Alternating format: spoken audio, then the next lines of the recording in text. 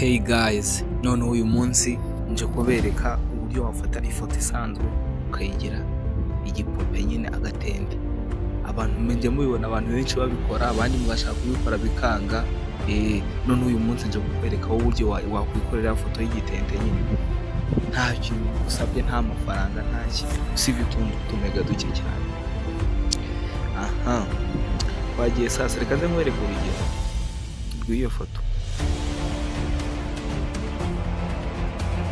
Twari dufite iyi foto, sibyo? Turangije dore agatente twakozemo ni hano. Urimo urakabona agatente twakozemo. Twari dufite iyi foto, baduha kano gatente tunadutera niko baduhaye. Nawe ngiye kukwereka uburyo wajya wikorera ibintu birimo. Ikintu cyonyine usabwa sasa, uraza hano kuri Play Store bisanzwe. Play Store ugenda usacingemo anoza app bita ChatGPT.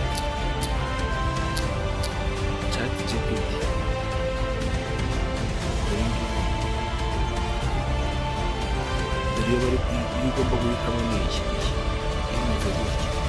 Urayidownloadinga nyine ugenda uyishyiramo kuza yawe muri telefone yawe. Abafite imashini muragenda muyisacinge kuri Chrome, mukorere muri Chrome ntaribi. Ariko wowe utayifite, wowe ukoresha telefone uraza uhita uyinstallinga. Nimara kuyinstallinga urahita uyifungure, iragira mu application yawe. Dore ngiyo urahita uyibona, dore ngiyo ChatGPT hano. Niba yagezemo urahita uyisangamo hano, dore ngiyo. Urahita uza uyifungure. Mu kuyifungura uremeza ibintu byose bagusaba, nurangiza uhita uze hano ask anything. Uraza wandikemo, uraza kuri kano kantu kano ko hasi kano. Murakabona kano gasobanura ifoto nyine. Dore ngaka kaze nongere nkabereke kano akangaka. Uhita uza ugakandemo,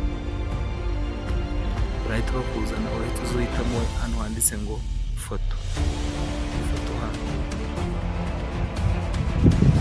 Uragenda uhita uhitamo ifoto ushaka ko iza kuba nyine agatente kuri. Turaza tuzamura amafoto yacu turebe iyo dushaka, tuvuge ko ari iyi dushaka, tuyadingemo. Numara kuyatingamo ushoje urahita wandika ngo, ukimara guhita wandika ngo turn into Jibiri Studio. Urabyandika gutya neza gutya bimeze photocopy, nta kintu kimwe iriyo. Ubundi bituza ukandi kuri kano kantu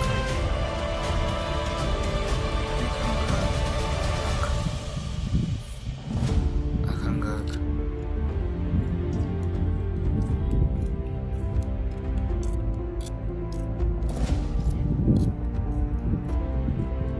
Tuza ugakandeho.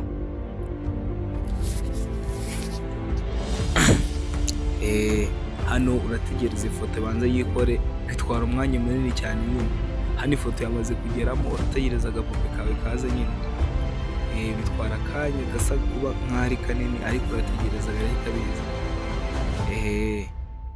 Nkwibutsa ko nyine utarakora subscribe uyikore, like, even na comment nyine nayo ujye wandika ikintu naza gukorera ubutaha, kuko nacyo kiba gikenewe cyane. Kwibutsa ko ubundi iyi ChatGPT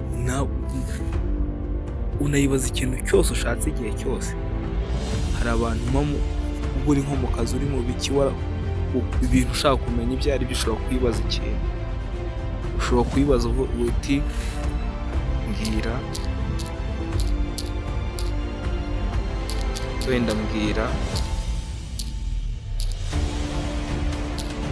abakire 10 ba mbere ku isi.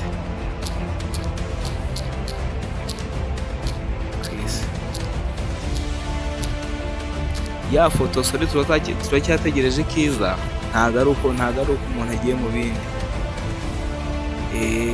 Hano turacyayitegereje ya foto twiza, kuko ifoto nyine iyo ChatGPT irimo irakora ifoto iratinda. Turihagara dutegereze gatoya.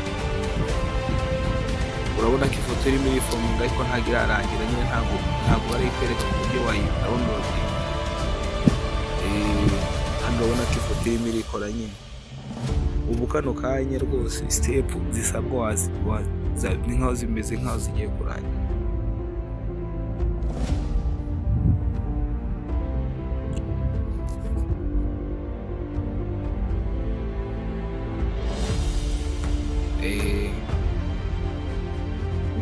Umuntu ategereza akanya gato bikarangira nyine.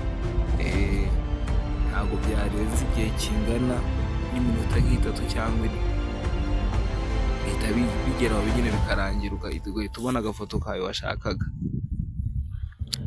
Wowe noneho kano kanya utegereze ifoto irangira, biraterwa na network ufite nyine, irahita irangira. Reka nze nkwereka ko nahimbye ejo nyine. Dore ngiyi ifoto nayo nasizemo, dore ngiyi aho byampaye hasi, urimo urakabona ko byampaye neza birakunda. Nuko nyine hariya kugira ngo bibereke neza birimo biratinda. Kadusubira ahandi twari turi, ntabwo barayiduha ya foto yacu, ariko urabona ko inzira nizo ntabwo ni ibi ngibi. Ciao, I hope you subscribe and like.